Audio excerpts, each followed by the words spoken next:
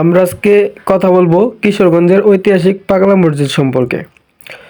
ঐতিহাসিক পাগলা মসজিদটি কিশোরগঞ্জ জেলা শহরের হারোয়া এলাকার সুরন্দা নদীর তীরে অবস্থিত। এই মসজিদটি প্রায় 250 বছরের পুরনো। নির্মাণকালে 10% জমির উপর হলেও বর্তমান আধুনিক স্থাপত্যশৈলী নির্মিত মসজিদটির জমির পরিমাণ 3 একর 88%। ঐতিহাসিক এই মসজিদটি দানের জন্য খুবই বিখ্যাত। এখানে প্রায় সব ধর্মের লোকই দান করে থাকে বলে জানা যায়।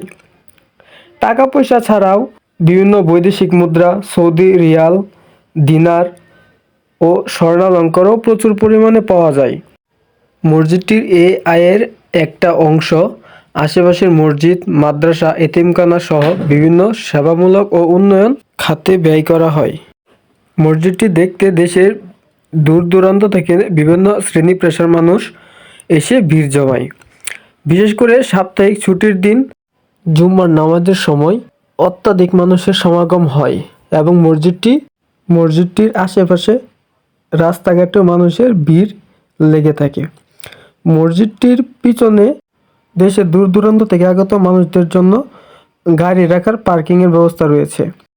এই জায়গাটিতেই মূলত সকল গাড়ি পার্কিং করে রাখা হয়। আজ এই পর্যন্তই ছিল। ভিডিওটি যদি আপনাদের কাছে ভালো লাগে তাহলে লাইক কমেন্ট করে পাশে থাকবেন এবং শেয়ার করে অন্যদেরকেও দেখার সুযোগ করে দিবেন।